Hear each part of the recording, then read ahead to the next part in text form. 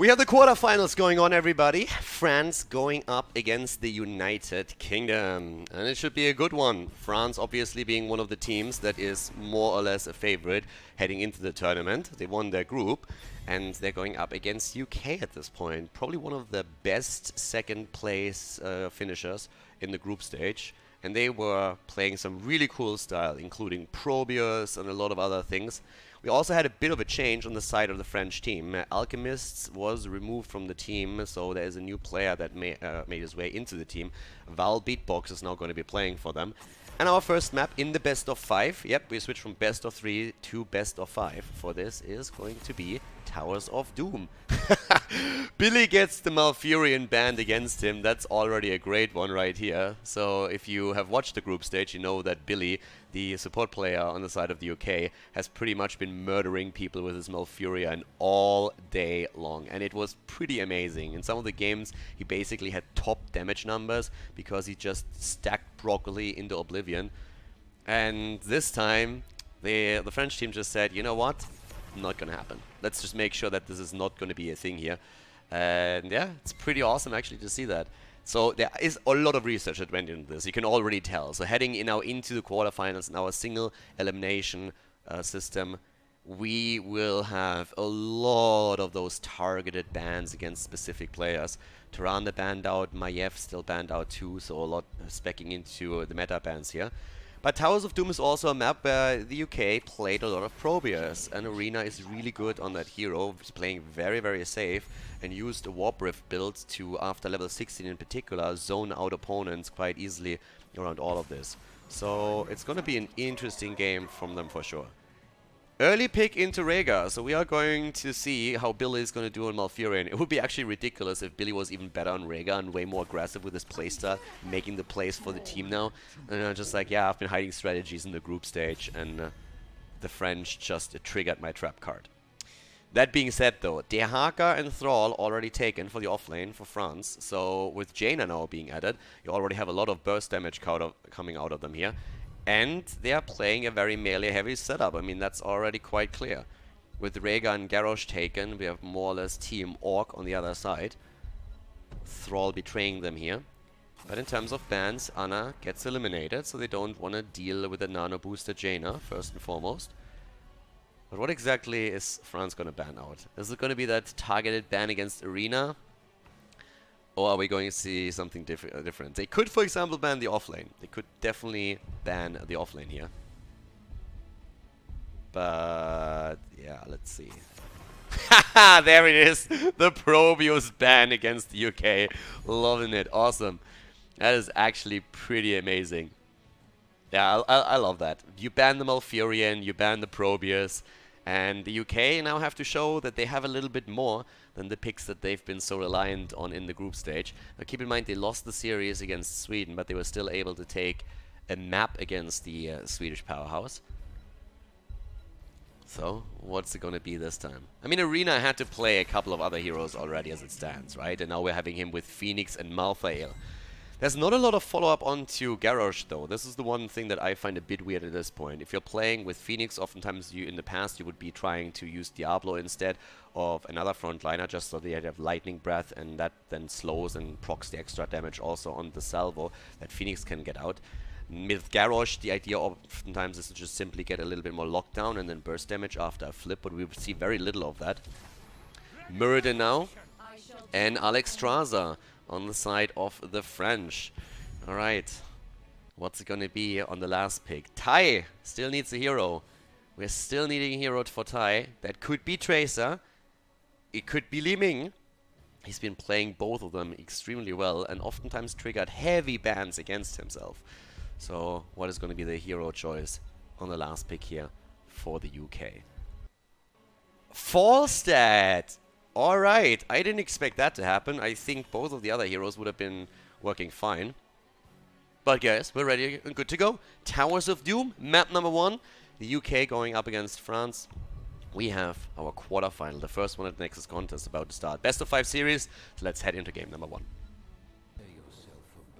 Game number 1, everybody, in our best of 5. France going up against the UK, and to the left in blue, the French team with Val Beatbox, the new player for the French team. On Murden, Masquerade on Thrall, Nestip on Jaina, Daikwaza on Dehaka, and Banana Age on Alexstrasza. To the right side, we have their opponents, the United Kingdom, with Tai on Falstead, Billy on Rhaegar, Zupnik on Garrosh, Arena on Phoenix, and Brett Bucket is playing Malthael. Ready to roll in game number 1, and who will take this first game in the best of 5? It is single elimination, so if you lose the best of 5, you're out of the tournament. With that being said, Tyon Falstead is going to be very interesting because he excelled on Tracer and on Li Ming. We haven't really seen too much of his Falstead play just yet, but Falstead in general is a hero that is a bit weaker these days. He is just suffering from a very low hit point pool, and that can be a massive problem whenever there's lockdown against him. So Tai has to be a bit careful with that. But it feels like, especially for the late game, they want to be able to mirror the global mobility that Dehaka offers to the French team. And obviously, as mentioned before, French are also coached by Mena, so by a former HTC player, who's going to be able to give them quite a bit of insights. And they've been doing research on the UK. That was pretty obvious when you looked at the draft. Probius and Morso Malfurion both banned out. Warp in already, need to be a little bit cautious. Murden with a jump, the Stormbolt hits, and Val Beatbox is getting his stacks together. Up to the top lane, Brad Bucket going up against Daikwaza. Actually, also then for the late game, also have a bit of an opportunity for Falstead to work that auto attack damage in against the triple front line that we're seeing from the French team. Running this here with Dehaka, Thrall, and Murden. Echo of the Elements taken on level 1 for Thrall, and an evade at the camp. Dehaka comes in, Malthael still topside. Can they get a kill? That's the big question though. Arena already moved out, and the drag against Garrosh, and that is the first kill in favor of the French team. Well played by them. Tai in the meantime pushing out the mid lane. We have over towards the top already Malthael starting to take the own camp. He knows that everybody else is currently down at the bottom of the map, so he has all the time in the world to grab the camp and take it after he pushed out the lane too. And that kind of evens the situation on the map up again. But the first blood obviously now going over to the French team, as we're having level 4 talents coming to play, and we see the quest for Thrall. So it feels more and more like we're going to see the Alpha Wolf again on level 16 to deal with Garrosh a little bit more and work that extra damage in. It's one of the main reasons why you would head into your level 4 Frost Wolf pact, so that later on with the Alpha Wolf you can benefit from that reduced cooldown reduction in particular, and of course the mana cost reduction. Spam it out a little bit more, get the extra damage in there. So let's find out if he can actually complete that, or if he's going to have some trouble here. Obviously, you start to lose your stacks if you miss a wolf or if you get killed, so you have to be very careful. In big team fights, on the other hand, you can stack it extremely quickly. And now we have the first objective about to start, triple altar on the map. Obviously, in the traditional times, you would see the play at the top left, top right with a simple exchange, and then the fight over the third altar at the bottom of the map. And that's where the globals, in particular, are going to be coming into play. So already a bit of zoning happening here against Nestip. Here comes Val Beatbox, gets stunned out, but Billy gets interrupted. Falstead, by the way, interrupting the top left in the meantime. Thrall and Falstead now there. Malthael is starting to make his way down. A 3 versus 3 at this point. Banana H pulling the Dragon Queen here. Interrupt attempt again, not working out. And barely happening, but Zupnik is already taking quite a solid amount of damage here because of it. Jaina now with a Blizzard, but they get the kill against her first and foremost. Once more in the backline, Phoenix is being attacked as Thrall makes his way into the battle. He goes down, Zupnik survives a little bit longer, but is focused again, and Dehaka is already on the case, trying to land the drag here. 4 versus 4, everybody low, but with the tank being in so much trouble, it doesn't seem like the UK can make the play for altar number 3. They let it go. The shots are being fired, and that's 32 on their core now against the 36 that we're seeing for the French team in blue. This time it actually works. Allez le bleu, that's what we're going to see here. A blue team at the bot lane with only Alexstrasza so far and Murden sitting at the sides. It's a 3-man push against them. Thrall himself with a completed Echo of Elements, so he will have the second charge. Still working on his Frostwolf pack. 3 stacks for him so far on it. And Falstead, of course, also starting to get his own stacks together. Currently sitting at 9 extra damage on his Seasoned Marksman. Camp versus Camp, taken at the bottom of the map. Not really a big lead for either team here. Good work done by Brett Bucket towards the top, so he's pushing this in pretty aggressively against Quasar, and the UK is actually a little bit in the lead when it comes to experience alone. But obviously that's not going to be enough in the long run. The attack at the bot lane is coming in with level 7 in their hands. Billy on Rhaegar has also now another great tool to keep his allies alive, especially when those storm bolts keep coming from Muradin. And, well, Beatbox, the French Muradin player, has already stacked 12 together, so he's definitely getting there. We are seeing besides that now also, again, that move from Falstad in the middle. Like, Ty is a lot here in the mid lane, so he can fly top, can fly bottom. Level 10 abilities are going to be a huge asset for them. We still expect that we are going to see Mighty Gust being taken here, and that could be fantastic for Ty. They could really help him to just allow his team to channel an altar, for example, or to create a bit of a play here. But when it comes to simple hero synergy on the setup, I think that we're having a lot more from France. They're going again for Zubnik. Indomnal being used. A turnaround attempt against Jaina. Needs to be careful, and that's the kill right there. Ty with a barrel roll in, but now Dehaka is coming too. Gets slowed, could throw him out. Misses that a little bit and throws a minion instead, but they got the initial kill, and that's all that really mattered here. 5 versus 4 for now. Still a bit low, but they're going in again. Frostwolf pack completed. Good job by Thrall, but he dies a second later. At least he gets the quest completed. That was a good one. But 32 versus 32 now on core points. And good kills also from the UK, and that's exactly what we kind of expected. The UK coming out swinging. It's a bit of a different draft for them than what they showed in the group stage, because we had targeted bans by France. But this is actually working out really, really nicely now with the earlier level 10 for them. The Mighty Gust is there, last rites as well. And France now at the bottom of the map. Oh, Muradin even blown up in the middle. Wow, that taunt coming through quickly. And as they didn't have level 10 yet, the taunt alone on Garrosh after they got a hold of him allowed them to get the kill. Malthael now busy at the camp again. But France has to be a bit careful here. This is starting to get a bit worrisome. They're 2 kills behind. They're nearly a level behind. And the UK is making a lot of headway here. Top lane pressure against Malthael, but the call was already made. He knows very well what's happening and moved back. Level 10 abilities are ready for the French, and that now gives us the Ring of Frost with Earthquake. And that actually kind of makes me happy, because I talked about how Mene, as a coach, is most likely not going to be happy about water elemental choices that have been made by French players in the past here, and now they're starting to shift more and more over towards the Ring of Frost. And especially with Earthquake to slow targets down, that already makes a lot of sense. If you can set it up with the Stormbolt too, that would of course be fantastic for them. Ty now on 21 stacks on his Seasoned Marksman, so he's definitely getting there.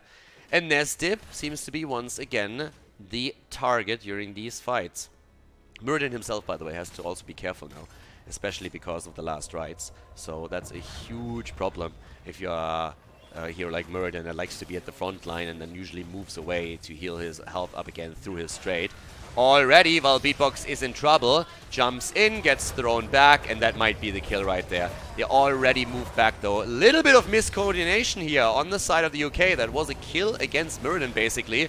Now a great Ancestral by Billy against Zubnik, but he is still in trouble. Goes back in, heals himself up for a second, but this isn't looking pretty at all. Good damage coming out of Phoenix, but that is just like the final blow since he dies shortly after.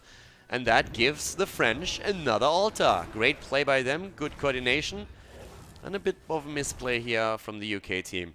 It was actually really cool to see, because there was a massive amount of pressure on Muradin, and he had his jump up, but the reason why he didn't jump earlier was that he perfectly well knew that Garrosh would try and throw him back in. And if you just looked at that fight a little bit, maybe like you can check the video out later, Garrosh never really walked to Muradin, because he knew if I walk towards him, he's jumping over me and I can't grab him. So he always stayed a little bit farther away to be in range when Muradin jumps, and he did it perfectly.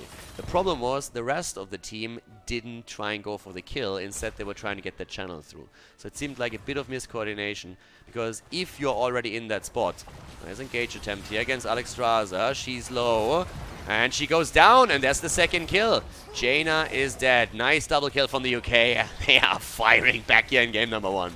Love this. Great play. But yeah, if they were just trying to channel the last altar and they had communicated that properly, what Garrosh would have done is throw Muradin even farther away and not throw him back in when interrupt then could have happened. So it was a little bit of an unfortunate circumstance here for them. But they are fighting back, as we say. 4 kills against 6, 14 against 13 now. They still hold on to the experience lead. Likely that we're going to have just an even trade at this point. And look at Muradin. Well, Beatbox has done a great job just stacking those Storm Bolts. And yep, that is going to be soon piercing Storm Bolts from him. 29 stacks for Falstad. It's pretty decent as well. Looking at the damage output here, Jaina with 16,000, looking strong. Phoenix got a lot of work done with those salvos, but again, they couldn't get any kills. Talking kills, Billy is dodging everything here. The question is just, how long can he keep dodging? Gets the shield in, runs away, and the great escape ends eventually as Rhaegar gets taken out here. The rest of the team can't do a whole lot. It's an even exchange in altars on the other hand, so there's not really too much of a downside. Outside of course, having to be a little bit more careful. It's 24 against 24 points on the core. Dead even game for the time being. Dead even game right now. But a massive commitment up to the top, trying to go for a kill. They went really deep, but at the bot lane we see a push from the French team. So it's pretty much an even fight. It's a 4 versus 3 up at the top though. Not quite as expected. And they're actually moving away from this. It's a 4 versus 3 and France basically wins it. And down to the bottom of the map, we're having at the same time the French team making a massive push for the bell tower, and that is actually starting to be more of a problem because all of a sudden the UK is behind. UK is behind in bell towers. They just lost one at the bot lane, 13 in the hands of both teams. Ty is still stacking his single attack or single target damage. That's going to be doing well against not only Thrall but mostly Muradin, of course. But this is now them losing some of the map control that they were trying to establish earlier. They still have the earlier level 16, so if they use that to their advantage, they should be able to reclaim that bell tower. But France is going to be very, very eager to protect it for as long as they possibly can, and they're already rotating in for the flank. And Thrall is there, as you get the Wolf in, Indomitable being used, and they're moving out. Ring of Frost hits, and barely... No, he actually dies. Billy didn't use the Ancestral. They were definitely communicating this and were saying like, no, I'm fine, I think I can get away from it. And as it turns out, he wasn't fine, and now there's 3 altars on the map, and it's likely that 2 of them at least will go over to the French team. Can they make the play for 3? That's the question. And they are trying. Already the Gust being used by Ty just to be 100% certain that nobody is grabbing this, and that's 10 points off the UK core. 14 against 21 points now, 16 versus 16. Things are definitely taking a turn for the worst here on the side of the UK. And again, I'm pretty sure they communicated the Ancestral of Billy, where it was like, do you need it? Do I throw it out? And it's like, yeah, I think you're fine. But it was enough damage. Nearly completed the quest on Falstad on the other hand. So once that he has his 40 together, he will have also the activatable reward that he can use then in big team fights to immediately start dropping Muradin in particular, thanks to the Giant Killer. That extra damage is going to come in very handy. Also, no synergy this time between the level 1 and level 16 talent on the side of Rhaegar because he went into the Wolf run. Even that, if you remember, didn't help him earlier when he was trying to run away from that little gank against him. Malthel at the top has nearly taken the fort, by the way. Malthel is just continuing to push this in, and Rayquaza is doing whatever he can, but eventually this one is going to fall. And this is actually going to spell a time when France could fall behind, because I feel eventually this one is going to be retaken too. So the UK has a couple of hotspots on the map where they can start to make a bit of a comeback. But what they also need, of course, is more kills. And now we have the ult at the bottom of the map, and that is really, really bad for the UK, because you can't reach it without moving through this bell tower. Or even if you move over the bell tower and come in from the top, you have no retreat point. So if they don't reclaim this one, then it's insanely tricky for them to make a play for the altar. Because if they win it, yeah, then if they win the team fight, there's no problem. But if they lose it and lose one hero, it's very difficult for them to move away from it. And instead, they're making a play for the boss. They're realizing it immediately, and they're saying, okay, this isn't going to work out for us. Let's make sure that we get the bell tower at the top lane, and that we get the boss. And they claim the boss first, take it right away. 4 shots against 5. So at least something fired. The Haka already moved back because he is fully aware that there is no way for him to protect us. There was nothing for him to do. And this is now an easy grab at the top altar or the top bell tower. They have to defend the bot lane again. Camps are soon going to be respawning, and then the French team is going to try and look for that. But it was a good decision to be made.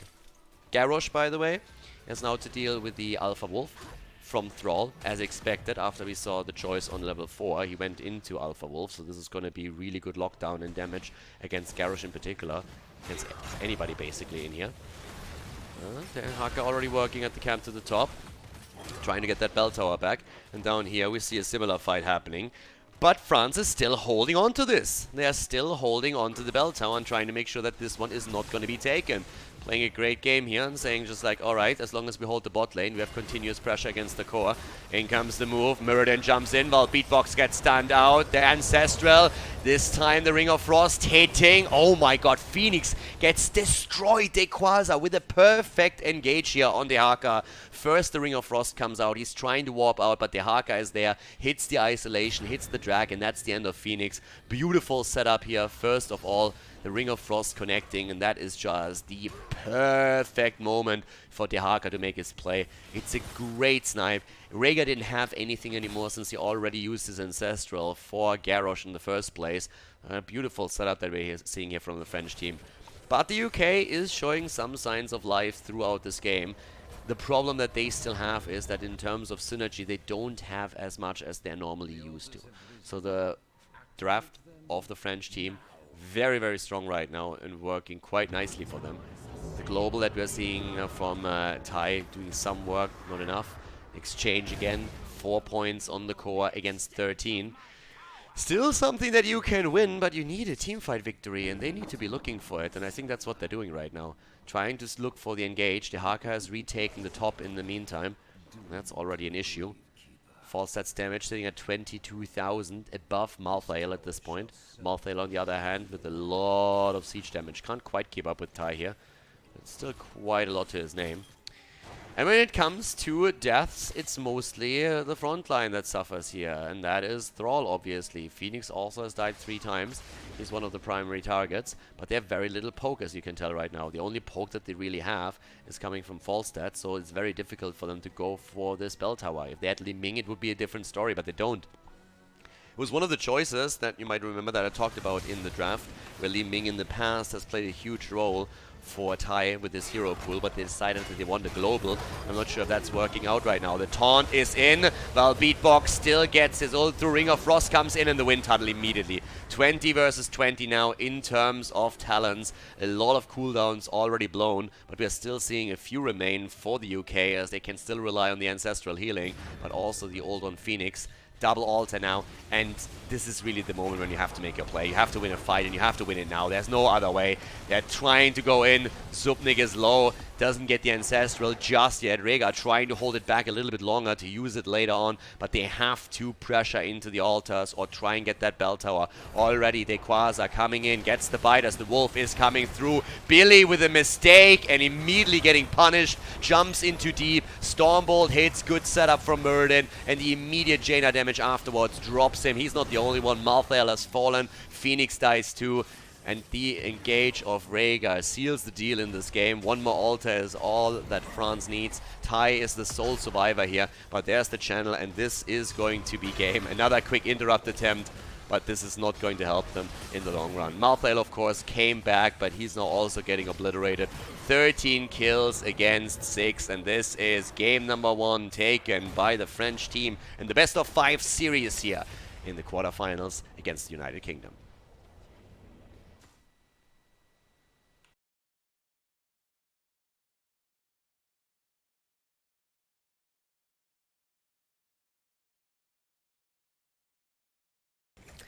Game number 2. The French team successful on Towers of Doom in the best of 5 series here in the quarterfinals. They take the victory. Good drafting for them too. Banning out the Malfurion of Billy. Making also sure that, at least for that game, Arena couldn't get his probe. And the immediate ban on Probius again. As we said, the UK has been playing heavily with Probius. They did it well. They used the hero very, very nicely in their drafts. And Arena also has a really cool way to just simply stay alive, make sure that he gets value out of Probius in the long run. And this time, the French team is just looking at it and saying like, you know what, we have to ban it a bit earlier. Last time it was a third ban, now they're going in for a first ban even, just to make sure that that's not going to be a thing. So definitely two players that are getting heavily targeted right now. They ban Probius and they ban Malfurion. They ban the support and they ban Arena's hero out. But they leave Tai alone. Tai has been target banned by teams in the group stage, but it hasn't really worked out for their opponents most of the time. So in this case, Tai can again rely on either Tracer or Li Ming if he gets his hands on the two. Those are probably the two heroes that he has been the most impactful with so far. Has played a few others, but those seem to be go-to heroes for him. Now the bans on the side of the UK, we're seeing first of all Maiev gotten rid of and Tyrande banned out too, which leaves all of the tanks up. No ban on Diablo, no ban on Garrosh, but we are seeing Nubarak chosen as the first pick. It's actually an interesting choice considering that Malfurion and Tyrande, both of the heroes that usually are a team will try to get in order to make Nubarak more of a threat just simply through the burrow charge engage, the impale, the follow-up stun. Both of those supports have already been taken away. And Nubarak therefore will have to rely on other means to make sure that they secure those kills.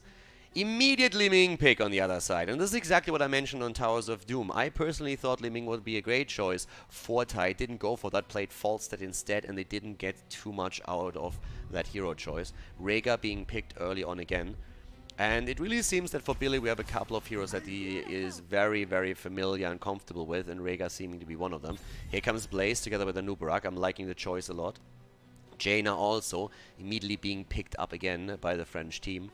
Might be something that eventually you could look at a potential ban, even or just pick it away from them. Tai, for example, if I remember correctly, has played Jaina a few times too, so you might be able to just break that rhythm of the French team a little bit. Best of 5 series always gives you a bit of room for, I want to say, experimentation, where you can just try and see, okay, can we maybe target them here? And I talk a lot about how well the French team has actually prepared under Coach Mene, by watching the games obviously from the UK and looking at the drafts, but I'm pretty sure that the UK did the exact same thing, that they looked at how this is being played right now and that they're trying to turn this around then. So let's see what their adjustments are. They have banned out Zeratul, we have the ban against Thrall at the bot lane. There's of course still Malthael around, Leoric is around for the bot lane. There's a bunch of choices that you can go for at this point. Depending on the draft, Urel would be another pick that you could consider. But the UK have on their front line, by the way, Diablo and Garrosh, both as options now. And who's it going to be? I mean, I like the Li Ming choice already early on. And here comes Leo and Johanna. Alright. Last pick, we're going to need a bit more damage out of them than they currently have. Johanna, of course, on Tomb of the Spider Queen with the added AoE that she has, the wave clear that she brings to the table through her Condemn. Very, very powerful. Diablo mainly really just benefiting from all of those regeneration globes that are around everywhere. You can spec into an early Devil's Due. And there's also walls around every single objective and just like very small corners in the map where you can get a lot of value out of a good charge.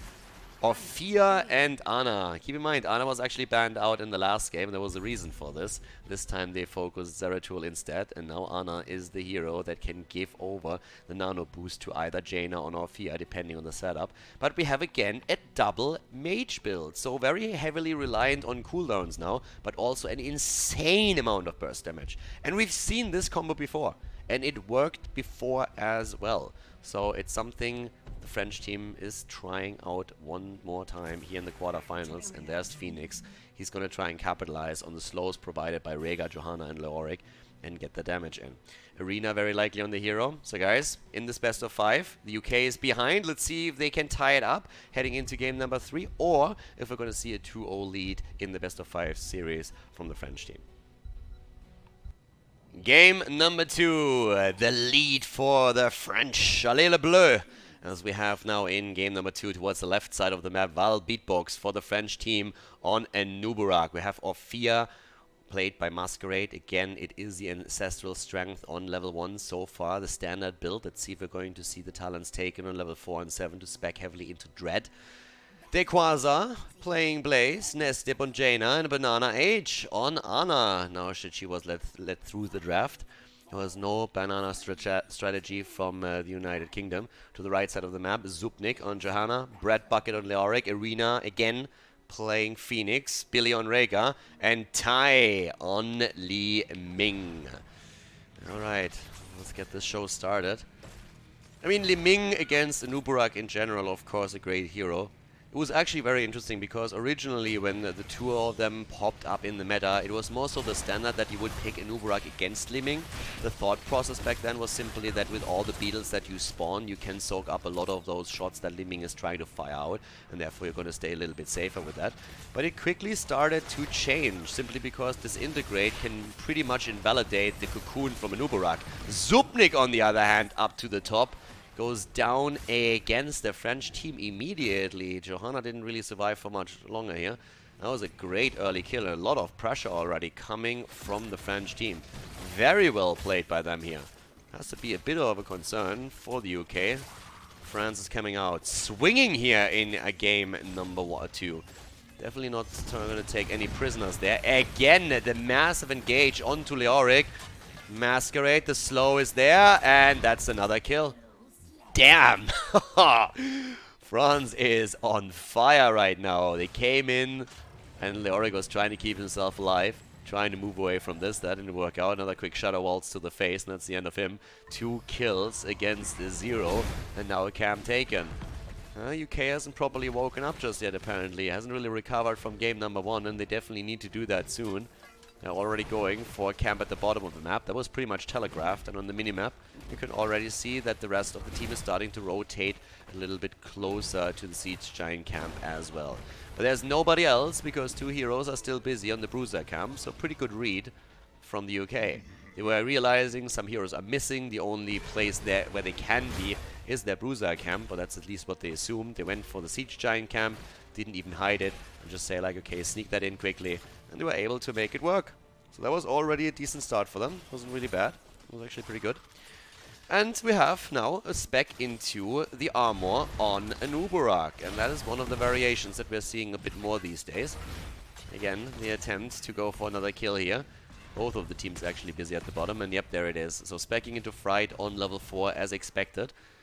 With that being said, Anuburak now with the Shed Exoskeleton, so he gets the movement speed. Sometimes we still see that coupled with the Subterranean Shield on level 7, so we have to check that out. But in general, Anuburak just trying to be a little bit more mobile on the map, more of a threat, more dangerous. And Zupnik is already struggling here. Great setup, and Orphea barely not able to take down Johanna for the second time. That was a close call there already, but just look at the turn-in. French team with 37 gems turned in here. Brad Bucket down at the bottom of the map, now trying to not only push the lane out, but take that here. Phoenix gets actually obliterated up to the top. The gems get recovered, but that's 3 kills against 0 now for the French team, and they're just destroying in this game. It really starts to feel more and more that if you take the priority heroes away from the UK, that they're starting to run into trouble. At least that's what we're seeing at this point. Zupnik! Ooh, yeah, that double mage setup that we're seeing from France is just absolutely amazing when it comes down to getting these quick kills. Now keep in mind, Jesus, they are not stopping. Even Battle.net is having a bit of a hiccup time here. It's just like really surprised by that. That didn't only shock me, that shocked the Heroes client too. This is like, what's going on here? 5 kills against 0, level ahead and a Web Weaver wave. Damn! The French, they only know one direction, and this time it's forward. Kaitin is plating here, coming in now too. With a couple of Battle.net hiccups here. Now again, of course, I'm still currently living in California until I move back to Europe at the end of the month. So definitely that could have something to do with it. But the last time we streamed, we actually had a very similar issue where apparently also the players experienced it. I hope this time that's not the case. What the players on the red team are experiencing right now is a bit of a beating, to be honest. Zupnik again under a lot of pressure. And let's talk about this composition again. Like, oftentimes when you're looking at a double mage, it's obviously everybody is just going full Monka. What's going on here? The problem is that what double mage is lacking is sustainable damage. So once that you fire your cooldowns out, you just have nothing left except for a couple of weak-ass auto attacks. But if you kill targets right away with those moves, then it's a very different story. And that's what they're currently trying to do here. I have no idea what Phoenix was doing because, I mean, that couldn't be more telegraphed than that. UK is falling a little bit apart, to be honest. They try to set up the kill against Jaina. Phoenix realizes at some point, I'm kind of getting wrecked here. And Billy comes in with one heal, and for some reason Phoenix thinks he's fine and kind of forgets about the Cone of Cold. So, yeah, that's Jaina surviving, Phoenix dying, 7 kills, and here's the follow-up. So yeah, what I'm about to say with the double mage setup, if every time you engage you get a kill, you don't have to worry about what happens when your abilities are on cooldown. So you can really do a lot of damage there. And that's pretty much what we're seeing. The UK is just getting beat up right now. This is brutal. Again, sorry for the hiccups. Battle.net problem apparently. But we're heading into this now with 10 abilities coming in. It's just like, this doesn't stop. It's just so bad.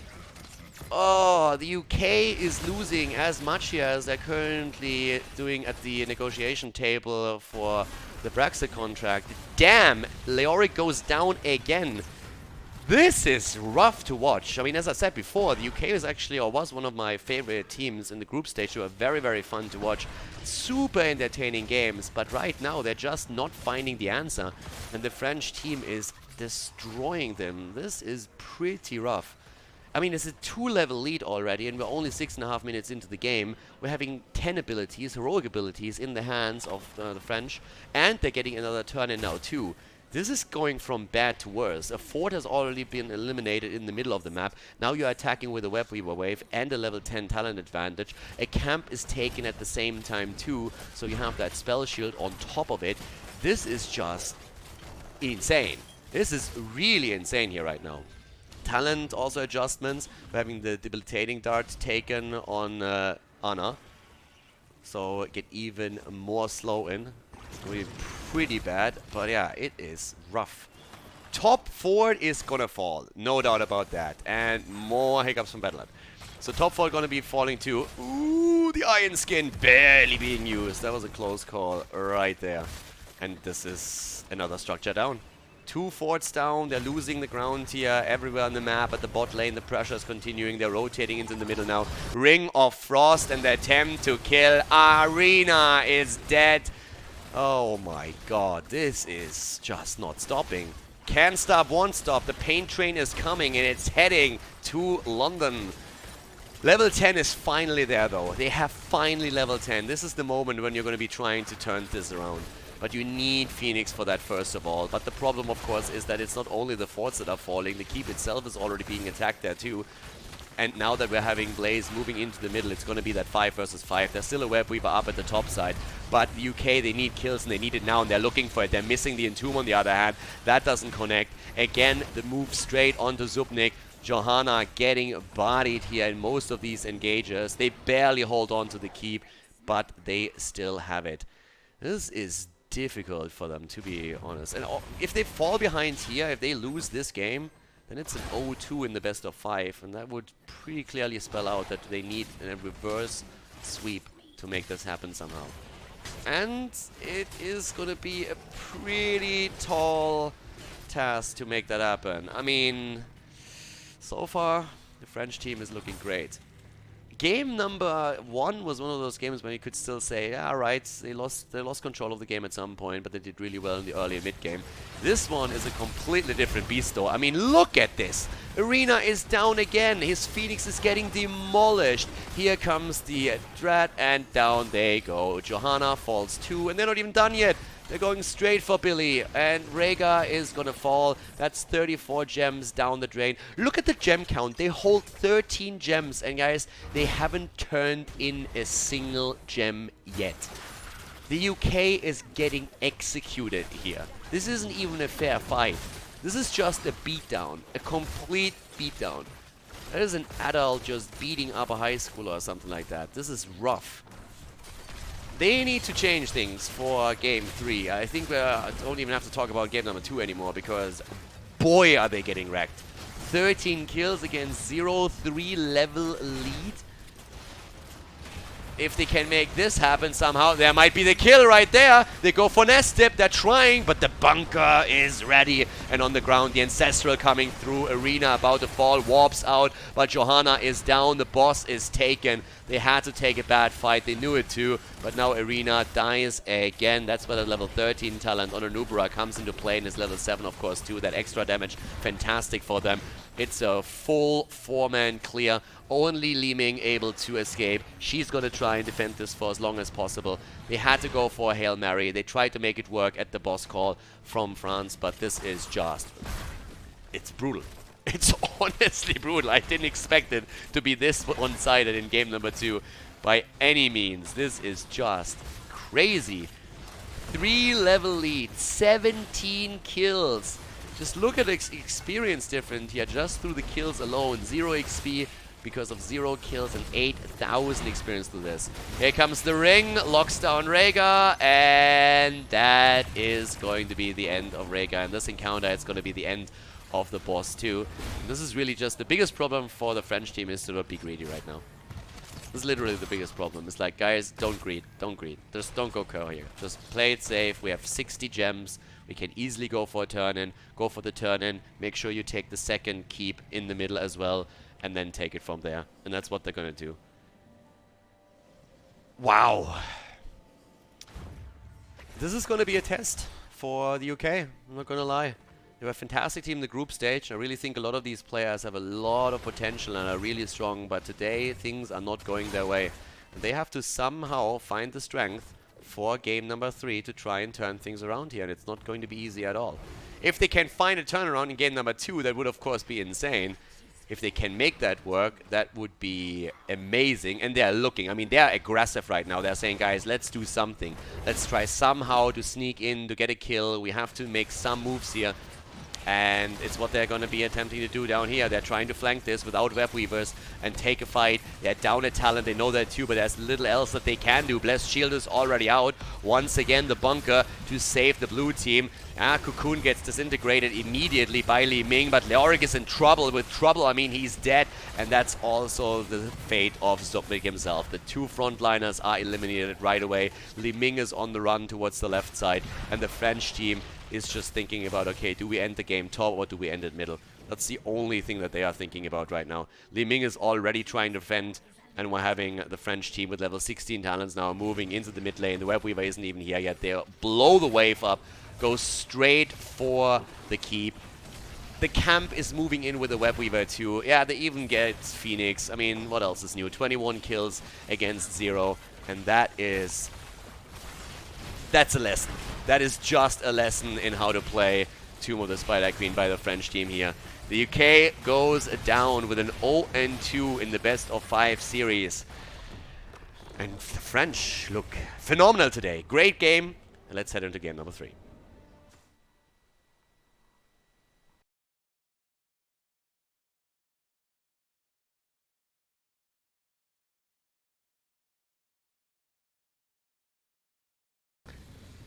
Game number 3. Dragonshire is the map, and boy did the UK just get spanked.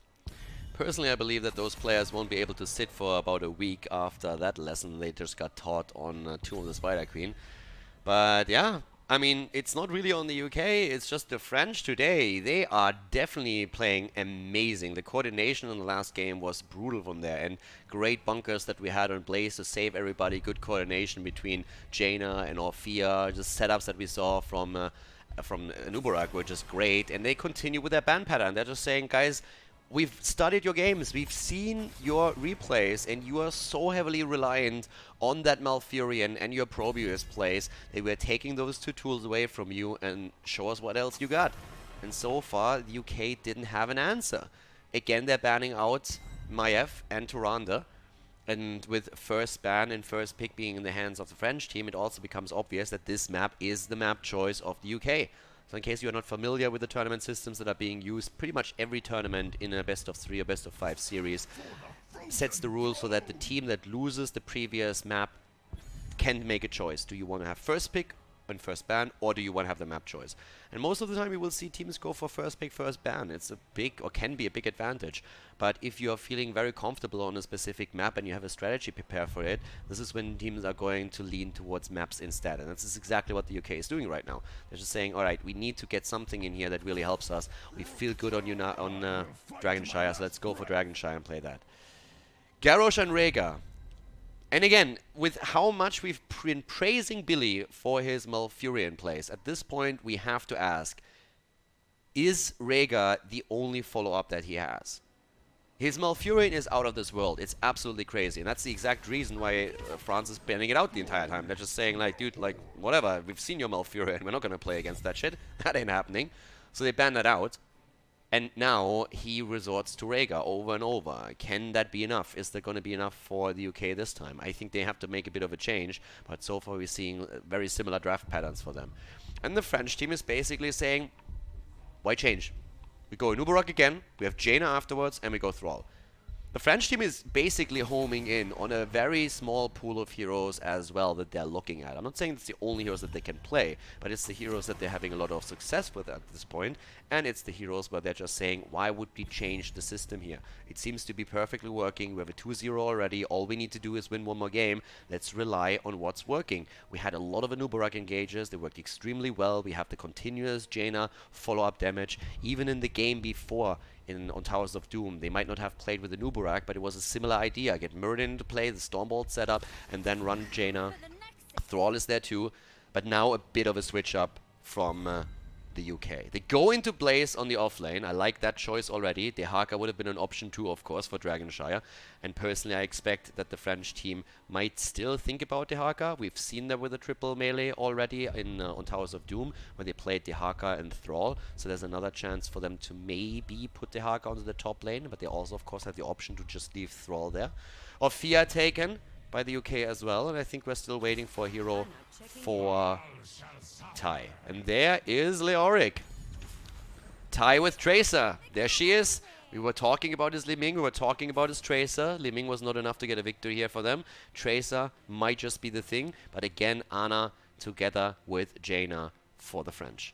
And they played fantastic, phenomenal in the previous two games. Let's see if they can make it a 3-0, or if the UK is able to fight back here and put their name onto the scoreboard. Game number 3, and it could be the last one of this best of 5. Val Beatbox to the left side of the map for France on Nubarak. Nestib on Jaina, Rayquaza on Leoric. We have Banana H on Ana. Masquerade on Thrall. And to the right side of the map, the UK. Not defeated yet. Beaten in game 1, beaten in game 2, but here in game 3 they're going to try and turn things around with Zubnik on Garrosh, Billy on Rhaegar, Brad Bucket on Blaze, Tai on Tracer, and Arena on Orphea. It's not going to be easy. Not after how well the French team played in the previous two games, but they're going to try their best to make this victory here, or potential victory, a reality. An adjustment already from Orphea on point, so very much heavily speccing into the Shadow Walls right now. And they're trying to go for the first kill, and Nestib is in trouble. That could be the kill. Oh, Tai gets it and moves out immediately. The UK opening up game number 3 with a bit of a bang here against the French team. Aggression in the mid lane. The kill against the back line, and Jaina goes down. They're looking for the second already, while Beatbox able to escape here. I'm already liking what we're seeing. Game number 1 was a lot more back and forth. It was actually a great game from the French team, but also the UK fighting back until the late game quite nicely, when slowly and steadily they lost the control of the match. Game number 2, very, very one-sided affair. But as you can see here, the UK team still saying, boys, let's not give up. Let's go in, give it our all, make sure that we're opening this up with a lot of action. Don't be timid, be aggressive, look for the kills, have the confidence for it, and that's what they're doing right now. They're also using Rhaegar. Rhaegar, of course, one of the heroes that allows you to go for a lot of these mercenary camps a little bit earlier in the game, and that's exactly what Billy is currently dealing with. He's trying to get that camp as quickly as he can to make sure that Blaze is a very good lane up to the top against Leoric here. Can push that out and claim the shrine, and Tai is still looking for these kills the entire time. His game won't be too easy though, because at the same time, Tracer can of course get those kills against the backline, but Thrall is a pretty decent hero when you have to deal with Tracer. For the simple reason that your Q is a point and click. It's not a skill shot that you can dodge, and Ty is very nimble on his feet when it comes to that, but as you can see here, a simple Q thrown straight onto Tracer is going to take quite a few hit points off. And once that you get your Thunderstorm on level 16 later on in the game, it's another fantastic tool to use. There are of course more options though for Thrall. If he doesn't feel that he needs to have that just simple poke against Tracer, he can still go into the Alpha Wolf, as we've seen him do on the first map when they played against Garrosh, and that might actually just be the thing, because once more we're seeing on level 4 the adjustment to go into the Frost Wolf pack and try to get the reduction in the cooldown and mana. And that usually indicates that Alpha Wolf is at least a thought that you have. Regardless of how you play, the talent will still give you value, but now on level 16 there is going to be a choice to be made for Thrall. Does he more worry? Nice attempt to go for Nubarak. The bomb is in, and that's the kill number 2. Look at that. UK definitely showing the aggression right now. But coming back to Thrall, now he has to make that choice later on in the game. Do you go for the Thunderstorm and try to also get more damage onto Tracer and slow her down a little bit more? Or is more so Garrosh at the front line someone that you try to burn down? And that's what we're going to watch out for. And that's what Ty has to watch out for too, because that Chain Lightning is a nuisance, especially after we have the quest completed for Thrall and he gets the double charge for it. But for the time being, things are looking pretty decent for the UK. They're starting to fight here. They got 2 kills already, and they're starting to be very aggressive around Tracer in particular. Ty is once again just on the move, trying to see if he can get Val Beatbox first of all low, or maybe even get a kill here. Doesn't have the bomb up just yet. Masquerade comes in for a bit of damage. Arena in trouble. Tries to get away here. And Shadow waltzes his way out of trouble. Dragon Knight taken. Ty miscalculating a little bit apparently. Or he was just afraid that he would be taken down. No matter what, the Dragon Knight ends up in the hands of the French team. They might be down 2 kills, but they have the objective. And the Dragon Knight is on the move. Down to the bottom of the map. In terms of talents, again, we have the debilitating dart from Ana, so not going into a full spec onto piercing dart talents. But with that, just getting the damage reduction is going to be pretty nice against mages in particular. 3 on the normal quest, and it's an early Dragon Knight, it's not too much of a problem just yet. This, on the other hand, might become a bit of an issue. Zubnik here needs to be very careful against Thrall, throws him out. Leori comes in, the janitor trying to clean house, but is not quite able to take him down. A mob to the face is all that happens. But let's be honest, if you're a dirty orc, that only improves your features a little bit and takes some of the dirt off. That's the only thing that he can accomplish there, so that's probably him doing Garrosh a favor. In the mid lane, we still have Blaze. He makes sometimes a bit of a rotation happen between the mid and the top lane, depending on what Quasar on his Leoric is doing. Now once again, quick dodge here, as we see also the Drain Hope come through. By the way, the build on Nubarak, the exact same again. So Shed Exoskeleton on level 4 now, with the movement speed increase. And the Chitinius plating right here to get the cooldown reduction. With level 13, we will be able to get a bit more damage through. So that would work quite nicely for him. The adjustments for Arena. Ooh. Trying to see if they can maybe jump someone there in the back. They might be able to go for a Nubarak here. At least they're looking at him. But he's still able to move out of this one. I still wanted to talk a bit about Orphea, because we have now with the Backbiter and also with Insatiable a pretty heavy focus into Chomp. Again, normally we see a bit of a different build, as you've seen in the previous games, where Dread is the main ability that you're trying to talent into. So in this case, it is Chomp for them. Crossfire also for Blaze. And still, both of the teams on level 9.5. Once again, the move down to the bottom. Irina has to be very careful, as well. Beatbox is already looking for an engage, but he's also trying to keep Orphea busy, because there's a camp taken just underneath her. Attack at the top. Ty and Breadbucket are trying to go for Leoric, but Quasar are able to move away from it. But the bot lane is now going to be under pressure. There's a level 10 ability, but the problem still stands that there's a keep now. Sorry, a camp too. That isn't making his way through the lane. So immediately, Garrosh moving in, but they need a bit more if they really want to hold on to that. Rhaegar is also trying to take a camp at the top right, but it's a defense with only 2 heroes against 4 at the bot lane, and that includes also the camp that is pushing in. There's a bit of a trap set by Brad Bucket and Ty. They're going to try and take some damage in, but Anub'arak is, of course, simply boring away. Water Elemental this time. There's no perfect setup, so they're not going for the Ring of Frost here. Rest of the talents, pretty much the norm of what you would expect. And both of the teams looking for the battle in the middle. Cocoon is already out. Here's the Entomb against Billy, and the immediate stun. He gets the Ancestral through onto Zupnik. Well, that didn't do a whole lot. Nice move from Ana. And this is starting to become a really big issue.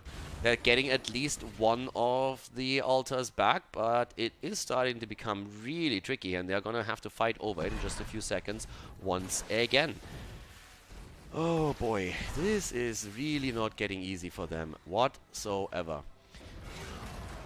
I mean, they're trying whatever they can do, but this is going to get very, very tricky considering like how massively well coordinated the French team is throughout this entire game thus far. When it comes to cooldowns, though, there are still few available on the rogue abilities for the UK. So they have that going for them. And they're trying to take a camp down here at the bottom. But again, we're seeing Garrosh attacked. He's trying to moving out of it. Is able to move away. But they are pressured now. The game has changed a little bit. We have both of the altars for now under the control, or both the shrines under the control of the United Kingdom. But at the same time, it's starting to become really obvious that when it comes to initiations and just aggression in general, the game has shifted a little bit, and the French team is now all of a sudden the ones on the hunt, on the move, trying to make the plays here. So, well, down to the bottom, let's see how we're going to have. Yeah, well, Beatbox is easily going to be able to walk away from this one, doesn't even have to use his Burrow Charge. Doesn't have to do anything. And it's just the entire time. It's basically a rotational game between the two shrines. That's what they're trying to do. It's currently with both of the team on the same talents, same level. They're just trying to make sure that they're getting all of the... that they're just never in a position where someone can grab the Dragonite. And they're starting to move in again towards the camp. I mean, this is a camp that they've been fighting over for a long time right now. Garrosh again in trouble. And this time, oh, he barely gets out. Oh, that was a close call. Thrall, on the other hand, needs to be very careful. If he goes too close to that gate and Garrosh turns around and throws him over, then he is going to be down. So, yep, that was pretty much tricky. And they're stealing it. They're actually stealing it away. The rotation from the rest of the team is now coming a bit too late. There's a sleep dart hitting home too. Anna didn't get a lot of stacks yet. But she's finally in a position where she's close to getting the first quest reward with only 2 more. Tai obviously looking for the kills now too. Are they gonna throw Anub'arak? No, gets the stun out. Garrosh is really low. He needs to be careful with this. And Rhaegar is gonna be looking for this Ancestral. Gets the Ancestral, not out in time. He has to be so careful. Anna's grenade is just such a big problem. We saw that in the last fight. This time Billy is a bit too late on the Ancestral. Tai is about to be attacked here too. Cleanse is going to come out in a second, or is trying to, but there's just no way. Tries to move out, no chance, lands 2 kills for France. He couldn't make a decision between the French and France and ended up he's like France. But yeah, the blue team. Main is going to be proud. They're playing extremely well here. And the initial aggression that we saw was just not enough. Down goes Ophir at the bot lane. It seems like Rhaegar might die too. Already the body blocks from Val Beatbox here the entire time. And Billy is barely moving out of this. Good early game from the UK, but now here in the mid game we again see the French team starting to make their way into not only the half of the United Kingdom, but also getting the lead in experience, taking down those forts. The first one is eliminated, the second one has been dropped, and that now means that we're going to have catapults spawning on both of those lanes periodically, and the one fort at the top lane is the only outer structure still in play for the UK. It's tough times right now. That's a good throw against the Anub'arak, the taunt and the kill. Nicely done here. Garrosh gets some value. And they are able to get the kill against the Anub'arak. And that was actually without Blaze even being there. It's just a good play from Thrall and a good taunt here in particular. If he doesn't get the taunt through, then you all know what's going to happen there. Would be an immediate move.